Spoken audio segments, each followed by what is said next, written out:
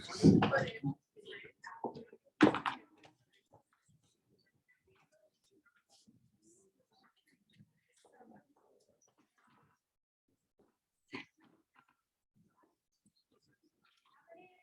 too much turkey? Too much pie? Not get enough sleep? You guys not get enough sleep? I'm worried about this. It's fine. All right, so today we're going to talk about the bureaucracy. I would like to remind you guys of several important things. Number one, we're going to talk about the bureaucracy today, the judiciary on Wednesday, and we're going to talk about domestic and foreign policy next week. You only have one required lab left. That's this Friday. Okay? The Friday after, your fellow will talk to you about that. Okay? You do have a paper due this Friday. It is your policy papers. You submitted your topics. You've gotten some feedback. Remember that with your policy paper, you need to look at the rubric. I cannot emphasize this enough. Look at the rubric. Look at the rubric. It's really detailed and it will help you out. Okay? So I'm going to talk about bureaucracy. Then on Wednesday, we're going to have Jared talking about the judiciary. Next Monday, I'm going to talk about domestic policy. On Wednesday, Ilea's going to talk about foreign policy. And then we will have a final exam. The final, oh, and your paper's going to be due on Friday. Your final exam, okay, is going to be in the same format as the others. It's going to be open the entire day that is on the schedule for the final, okay? It's going to be open that entire day. You're going to have a little bit more time, actually. You get double time, so you get 2 full hours. It's a little bit longer, but not much longer. It has more multiple choice questions, okay? So it has a little bit of there's some key things you need to be able to say that are from earlier this semester. Like, you know, what's in the First Amendment? It seems like one that we often ask, right? Stuff you should know, okay? We'll talk more about that. But during the specific time when the final is scheduled, I will be here in this classroom, okay? Because technically we have to meet on that day. So you can come meet with me if you like. You can come sit in here and take your final exam. Whatever, take it home. But some of you I know had problems with Wi-Fi connections and things like that. So make sure you're on campus or at a really good Wi-Fi location to take that exam. And again, I want to remind you to come in here. Now, first things first, bureaucracy, followed by judiciary, a lab on Friday, paper due on Friday, domestic policy, foreign policy. Maybe your fellow is going to have a period of review with you on that Friday, it's possible, okay, maybe not. The final exam, which will be online in the same format, there'll be 50 multiple choice questions instead of 35. 15 of them will be from the first 2 tests. They will be basic. Believe me whenever I say, I am not trying to trick you with these questions, okay? And then the other 35 will be from this last section, and you'll have 2 essay questions, which I will give you next week before the 50, okay? And I will be here during that time, okay? Any questions? Yes? Yeah. Okay. All right. Let's talk about bureaucracy. Oh, shoot. Let's see if I can.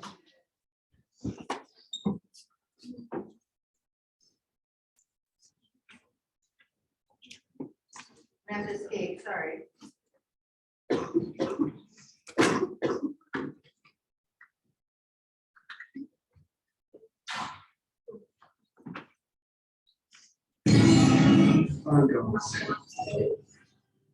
Phonons are one of the most unpleasant races in the galaxy. Not evil, but bad-tempered, bureaucratic officials and cows. They wouldn't even lift a finger to save their own grandmothers from the ravenous bug-batter beast of trial without orders, signed in triplicate, sent in, sent back, queried, lost, found, subjected to public inquiry, lost again, and finally buried in soft peat for 3 months and recycled as firelighters. What about the release of prisoner? Prisoner is full. There it is. Oh, kidnapping the president. And she's not eligible for release at this time. Okay, look, this is the thing. Oh, Okay, see, there, he says that the whole kidnapping business is just a horrible misunderstanding. oh, yeah. She didn't mean anything by it. He's ordering you to let her go. But this isn't a presidential release of prisoner form. Those are blurred. Oh, I'll see. Okay. All right. It's confidential. Okay. Right. I'm not sure. Just hanging out. Okay, this is it's a Patricia McMillan. It's okay.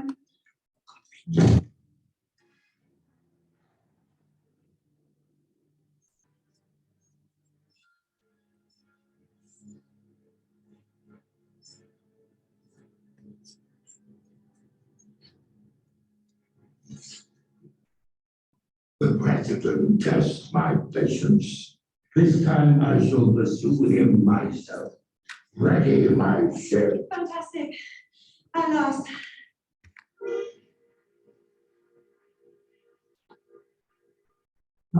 That's 1 hour for lunch, everyone. I think I'll have soup today. So oftentimes bureaucrats are seen as people who stick very closely to the rules, who do not deviate from those rules, and who, even whenever there are emergencies, do not give special treatment, but require that all things are done in the proper order, as displayed by the Bogons in The Hitchhiker's Guide to the Galaxy. You guys do not seem very into that, so I'm going to assume that you're not science fiction fans, which is too bad. But the question is what is a bureaucracy? I hear a lot of times from people, they say, well, Congress, all that bureaucratic red tape, to which I say, no, Congress is the opposite of a bureaucracy. It is not a bureaucracy. There is not a bureaucracy there. A bureaucracy is a system of governance that is usually top-down, includes a systematic separation of tasks in addition to worker specialization, ensuring that rules as well as regulations are followed. It is a rational method of task organization. Bureaucracy is not made of elected officials and their staff or judges and judicial staff, okay? Which is not to say that there is not hierarchy within these systems, but people who work personally for elected officials or judges, those are not bureaucrats, okay? This is not within the bureaucracy. So what does a bureaucrat do? Well, their roles are really varied. This includes things like writing rules and regulations, implementing policies, managing paperwork, administering functions of government, policy analysis, and also, and this is important, bureaucrats do also have policy-making power. In particular, if Congress writes a law that is vague, okay, or it's unclear how it's supposed to be implemented, or it says, hey, EPA, I want you to protect the wolves, figure out how to do it. Then the EPA is going to write the policy on how to protect the wolves, right? Congress didn't write it, they did. So they make specific policy as well. Representative bureaucracy is something that you guys, I want you to think back, and I know that this is very hard. I know that there was Turkey in between, there's a big break between, I get that, okay? But I want you to think back to what we talked about with representation in Congress. okay? A representative bureaucracy is much like what we talked about, descriptive representation of Congress as a whole. The idea that the public sector workplace should be demographically diverse and be a reflection of the public. So when we talk about that with Congress, we talk about descriptive representation. But when we talk about a representative bureaucracy, we are only talking about descriptive representation, but it can be either active or passive, okay? Active or passive. And passive just means it looks like the people. And the truth is, in the United States, the bureaucracy does. The federal bureaucracy looks like the ethnic, religious, sex makeup of the country. It's good at that. But there's a kind of different theory in there that says that's not enough. Right? That's passive. Okay. But active representation means also that bureaucrats act in order to see that the interests of individuals that share their group identities are not overlooked when making policy relevant decisions. Okay. That does not mean if you're in line at the post office, okay, which is a part of the bureaucracy, okay, Oldest bureaucracy. the oldest and constitutional. Oh wait, is that a question I often ask as a multiple choice question? It is, right? Which part of the bureaucracy is in the Constitution? Actually, I say which government corporation, but it's the oldest part of the bureaucracy and it's the post office, okay? But if I'm in line at the post office and somebody goes, and there are 6 men in front of me and there are 3 women working, that doesn't mean that I get to go first, right? That's not a policy relevant decision, okay? It's not a policy relevant decision. We're talking about going back to, protecting those wolves, or where we are setting up different offices to distribute funds or health benefits, okay? That's what we're talking about, policy relevant. So there's some important historical evolutions within the bureaucracy. The first is patronage, and this is this idea, right? It's also known as the spoils system, okay? I'm elected president, and I get rid of every single person in a position of power and frankly, in the bureaucracy at all. And I put in only people that voted for me who are loyal to me. Okay? What's the positive about the spoil system or the patronage system? What? What's positive about that? If I get elected and I give everybody that are my supporters jobs, what's positive about that? What?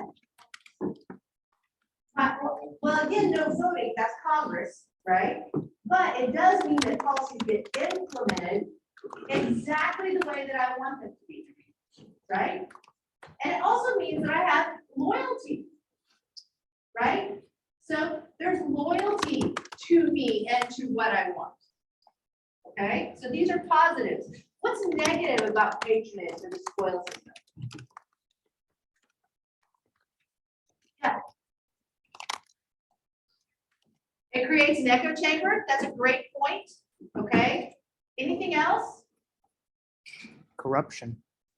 Corruption. Okay. Boss Because greed. there's no check on that.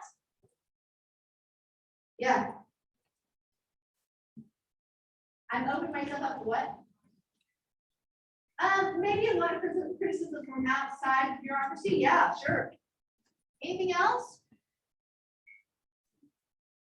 Well, the biggest problem that was identified in 1883 with the Pendleton Act was this: that I put people in jobs that they weren't qualified for. Right?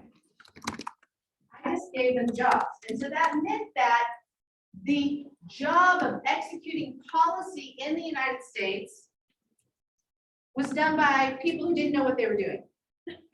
Okay, so the Pendleton Act gets rid of a large part of the patronage system, and we'll talk about where it still exists. So the idea is it's a system of hiring and promotion based upon the merit principle and the desire to create a non-partisan government service. So whether I am far to the right or far to the left, the way that the law and services are delivered remain consistent over time. Okay, so it's consistency, but also, more importantly, those jobs are done by people who are trained and know how to do that job. They're going to get promoted based upon that. They're going to use entrance exams to get in. How many of you have ever taken a government entrance exam? Were any of you in the military? Because the military is a bureaucracy, right? The military is a bureaucracy. You have to take an exam to get in, It's right? it's the biggest one, right? It is the largest part of the bureaucracy, right? And it's actually the best example of the hierarchy we're going to talk about. It's a perfect bureaucracy. Because people do what they're told. There's much less discretion. Okay? And so when we talk about promotion and merit, we're also saying, hey, look, you have to do your job well to get the promotion. You've been here 2 years, you're now at a 2 level, right? You've been here 5 years, you move up to GS5, OGS. okay? So you're going to take a test, you're going to be given a rank, and you're going to be promoted within that, within the parameters that are the same for everyone. The idea is that it creates an administration of experts. Now, what's the criticism of that? We heard a lot of it in 2016 in the rhetoric of running for president. What's the criticism of this administration of experts?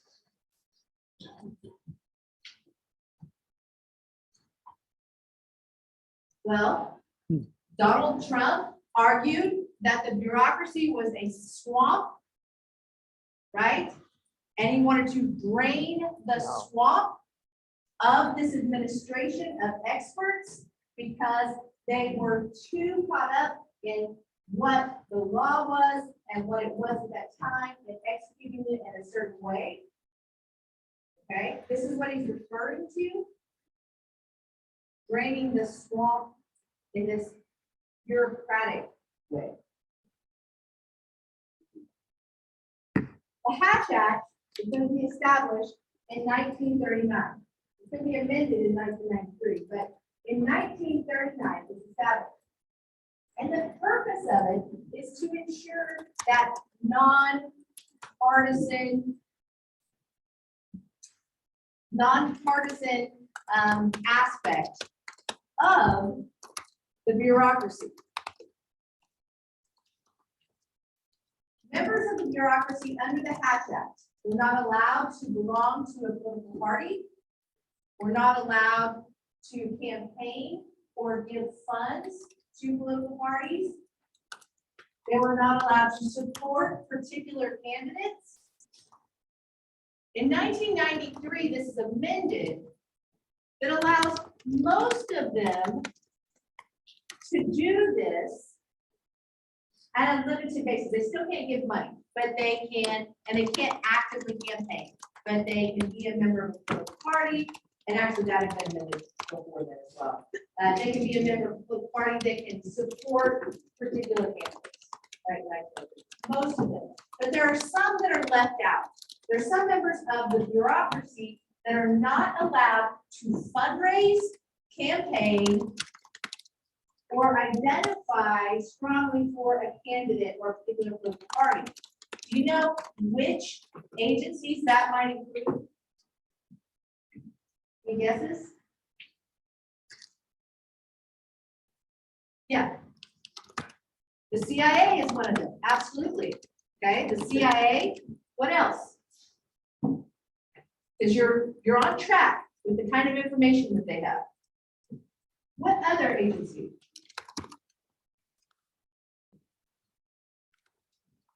Huh? The FBI they can actually do that. So it's not the FBI. And they're under justice. Yeah. What? Oh, no, the FDA can, they're okay. It's the IRS. Okay? And under them, the Secret Service. Okay? The Secret Service is not allowed to be partisan. And I want you to think about what we know about 2020 and think about this in terms of the Secret Service. Why would the Secret Service not be allowed to be actively partisan? Oh. What's the Secret Service's job? Counterfeit money. That they're supposed to take care of counterfeit money, that's part of it, right? But you were saying to protect the president, no matter what party. Their job is to protect the president with their life. That's their job. That's their job. Right? And so certain things, also the IRS has access to all of our information, right? And so they are not allowed to be partisan either. They're not allowed to fundraise or campaign. Max Weber, who's kind of the father of bureaucracy, what we understand about bureaucracy, gives us the first definition back in the 1800s of what a bureaucracy should be. And these are those elements. Those 6 elements are things that often show up on a multiple choice question. I mean, because frankly, look, that's really easy, right? So it is a structure of impersonal authority and has 6 main management principles, right? That includes division of labor, hierarchical structures, formal selection, strict rules and requirements, impersonal interactions, and it is career focused. So I want to bring up my job as a bureaucrat. I am a bureaucrat. I work for the state of Oklahoma, right? Within a division of the state of Oklahoma. What is my, if we go state of Oklahoma, who goes next? You guys know? In my hierarchy. State of Oklahoma. What's the next institution below that?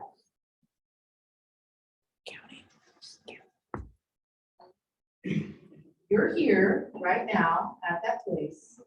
Oh. The University of Oklahoma, and the Board of Regents are going to be at the top of that, followed by the president.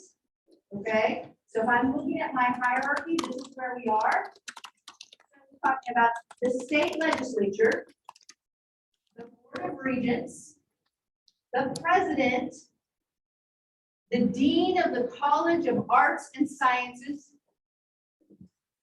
the chair of my department, kind of the head of American, though it's much more relaxed once you get down into that area. And then there's me, right? And I am, what we're going to talk about in just a second, a street level bureaucrat, okay? I have very clearly a hierarchy that I answer to, right? But there's also a division of labor. Just before your class is in here, there's a history class. Are any of you in that history class? Okay, so you're in that history class. What do you guys talk about today? Well, I do know that you did watch Material Girl at some point. Okay, watch Madonna, so I know you're past the 80s. Did you talk about the Patriot Act today? Oh, you're in 2004. They are in 2004, okay? I want to tell you guys an important secret, okay? I have not taken a history class since high school. It should be noted 2004 is maybe some of the years they were born. Oh, yeah.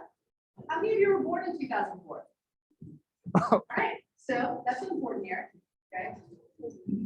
I have not taken a history class since high school.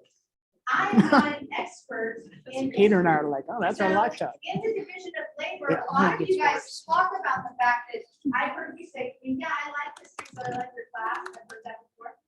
Well, this isn't history. I have no expertise in the area of history.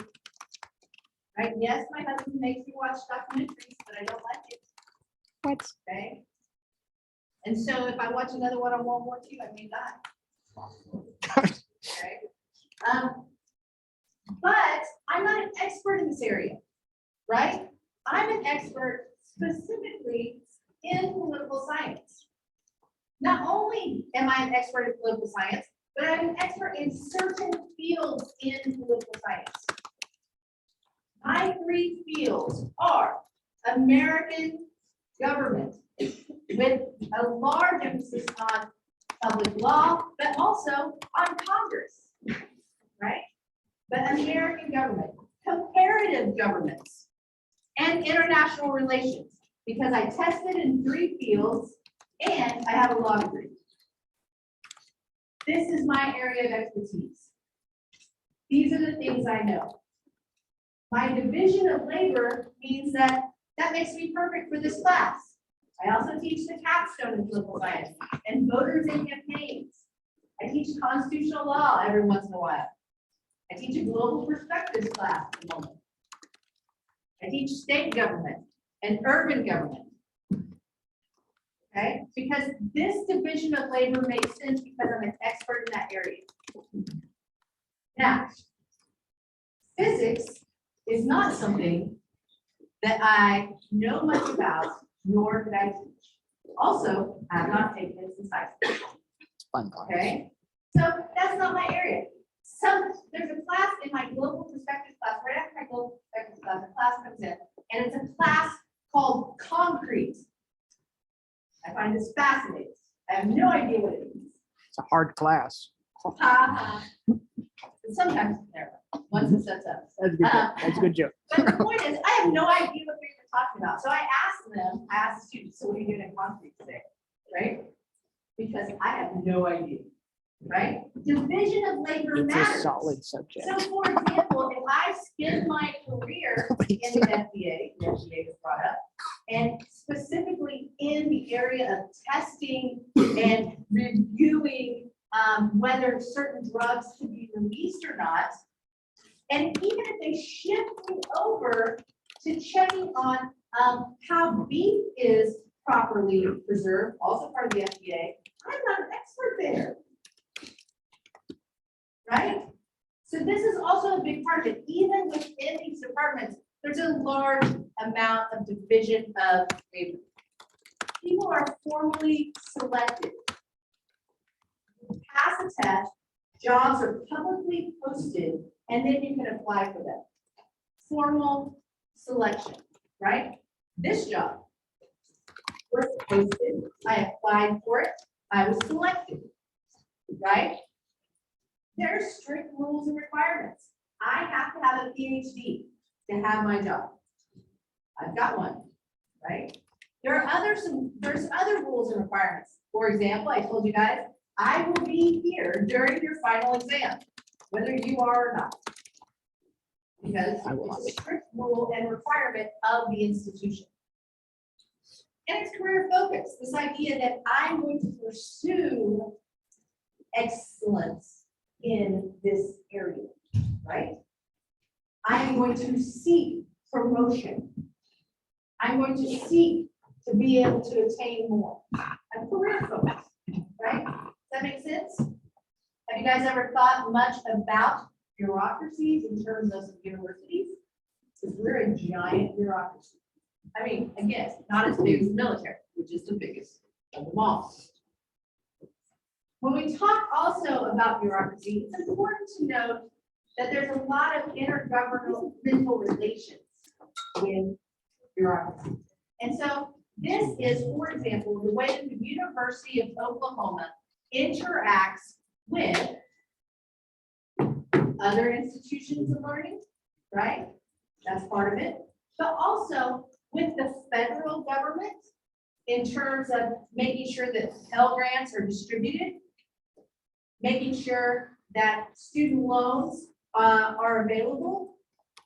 These are federal government programs, so that's going to be that interaction. But also local government. University of Oklahoma is going to work very closely with the city of Norman. We're going to say, hey, in this area, we'll take care of it. But if we arrest anybody for public drunk, then we're taking them to you, County of Cleveland County, right? City of Norman, we need this street for a parade. We need all this blocked off because it's game day, whatever, right? We need permits so we can widen this. We can build a new softball facility or baseball facility, right?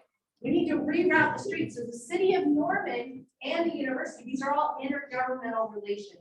They're going to happen in a bureaucratic environment. There are four main areas of governmental relations. And the main thing you should know is this. The first one is pretty easy. Each one is pretty independent. It's hierarchical, it's independent. Basically, the federal government does what it does, the state governments do what they do, the local governments and state governments interact a little bit, but they don't interact with the federal government at all. After the Civil War, we start seeing the welfare state interdependency of the federal government and states, okay? There are a lot of things that happen here. Following the Civil War, we have the creation of the Veterans Administration, and so there's a lot of welfare state benefits given to veterans of the Union Army and their widows. There's the Freedmen's Bureau, which is going to operate in the states. We start talking about things like children's rights, but that doesn't get very far. It takes a really long time till we decide that children should not be working in workhouses. Hasn't been the same since. But we get there, right? This is basically the Civil War to great society. Obviously, the New Deal is going to be a big part of that. The way Social Security is administered, the fact that because of the Great Depression, the federal government gives tons and tons of money to the states. At first, we say things like, hey, just take care of those problems. Or, hey, we're going to come in and do it for you, the federal government says. Later, there are strings that start being attached. Government partnerships is where we start seeing this. The federal government says, here's some cash. The states say, we would like to do some stuff with that cash. The federal government says, that's cool. You pay for part, we'll pay for part. Okay? And so we see those sort of things happening. We have a lot of third-party governmental partners. So we start seeing more contractors at that point. So prior to that time, my great uncle John worked for the city of Oklahoma City. And he retired with a pension from there. He lived a very happy life doing his city work. Okay.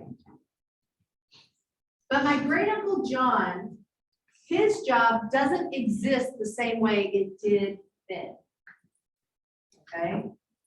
Because so many of the street projects that he would work on and that city workers would work on have been contracted out. And so there are contractors, private contractors that bid for government jobs, get those jobs. When we talk about the highways, for example, those are not state of Oklahoma vehicles that are building those highways. We see some companies from the state of Oklahoma, some companies from Texas, a lot from Texas. We see others outside contractors coming in, and this is part of that government partnership. And that blends into from the Reagan regime to the present. So they're rising during that time, right? There are a few, but now we are in a place with this collaborative networking where it's all interesting. Just before class, Eric and I were talking about private prisons. This is a perfect example of this. A private company making money off of a power of the state punishment.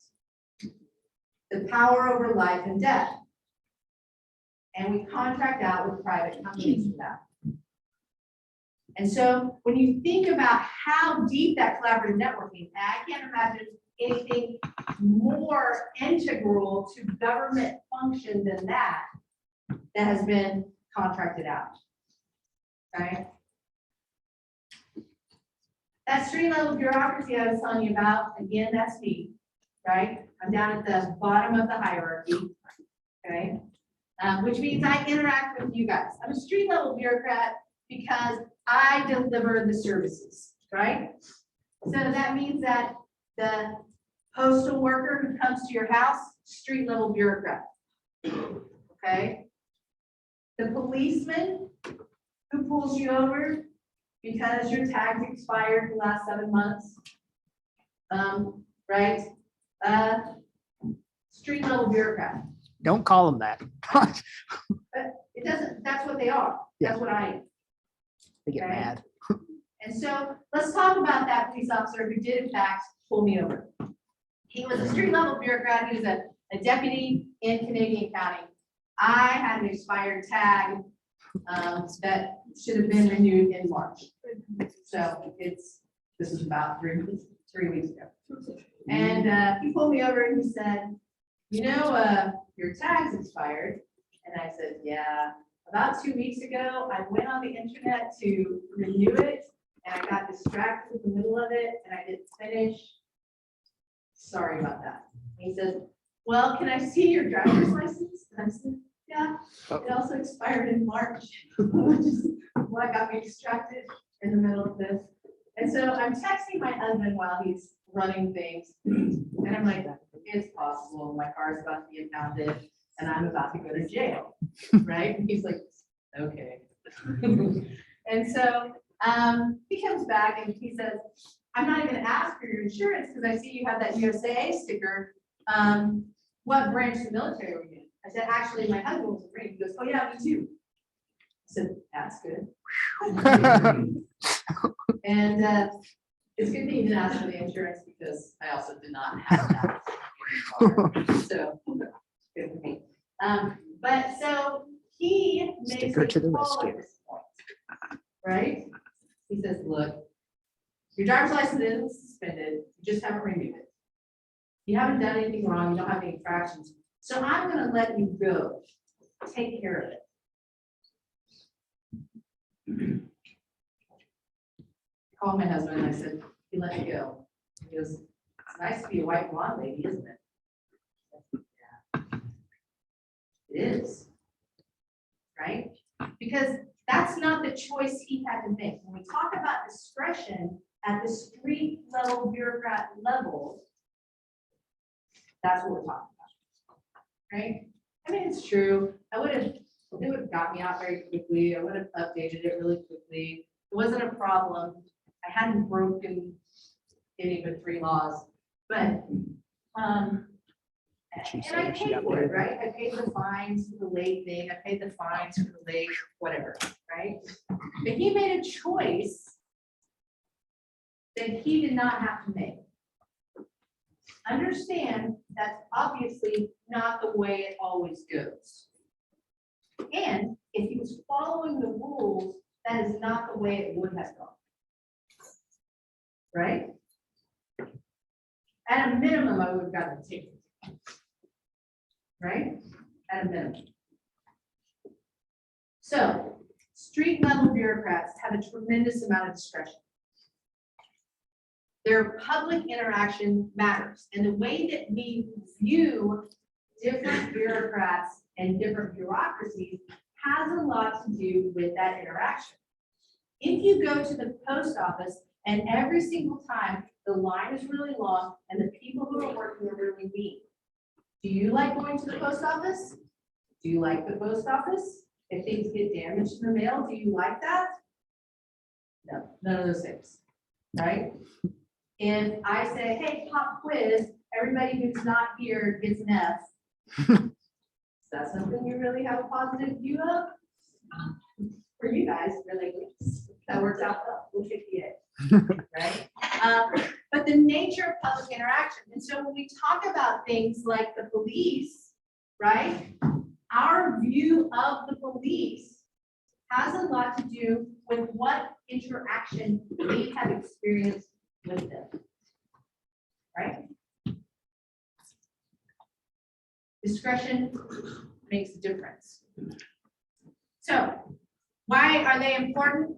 Police officers, social workers, public school teachers, they act as liaisons between policymakers and the public, right? Why do I teach this class? Because the state legislature said in the state of Oklahoma, if you want a degree from a public institution, then you have to take American federal government. There are 7 states that require this. 7. In Texas, they require you to take 2 semesters. 1 institutions and law, the second rights and liberties. Okay, that was a decision made by policymakers. Right? I'm implementing that decision. Face to the government organization. When you guys think of the University of Oklahoma, you probably do not think of me. But if you do, think kindly. And so, but it does put a face on the political science department, right?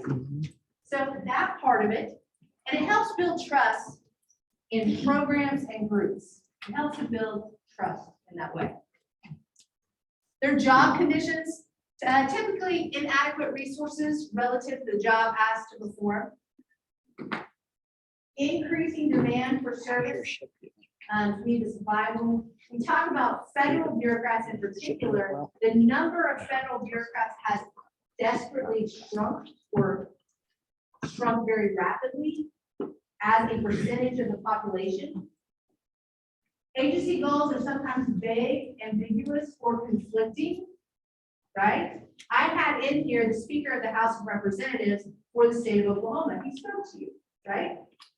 So do you think that the fact that we are teaching American federal government, political science 1113, the way that I teach it is exactly what he had in mind?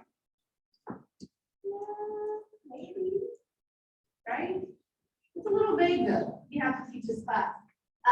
Performance orientation toward goals achievement are tough to achieve, right? What's my job? Do you guys know what my job is? Other than teaching this class? What goal am I supposed to reach with you guys?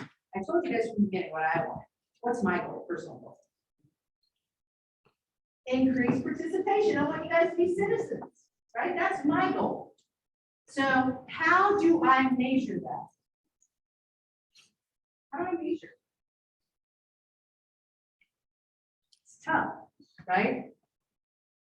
Non-voluntary client groups. You guys, again, you didn't volunteer for this. Some of you want to be here, but others of you don't, right? But mostly you just have to come to me to get the service, right? You need this credit. So that also makes it less, I get that. So there are 3 different kinds. There's the indifferent, the enforcer, and the caregiver. So you guys can think about this, the indifferent, the enforcer, and the caregiver. My interaction with that deputy, as it turns out, he's a caregiver. Thank you, deputy. I appreciate that, right? I certainly hope to be a caregiver to you guys. I hope you do not see me as indifferent. Occasionally, I have to be an enforcer, right? Okay. But that's, hey, you have to do this by this time. These are the things you have to do. That's part of my enforcement. Okay. But when you're indifferent, like I said, that idea of going to the post office and nobody wants to be there, right? Then I don't want to be there. Okay. If we look at the interaction, we can see withdrawal and involvement. More involved street level bureaucrats are going to be more likely to be enforcers and caretakers. Okay? They're going to be less involved the more indifferent they are. I talked to you about collaborative government, and this is kind of a broader idea. It's this idea that if I want to do something, Eric, will you take attendance? Yes.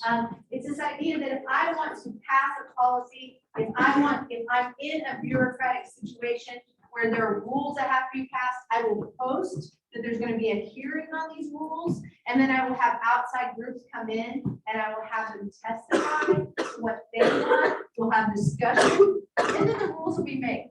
Okay, I think attendance is live. Attendance is live.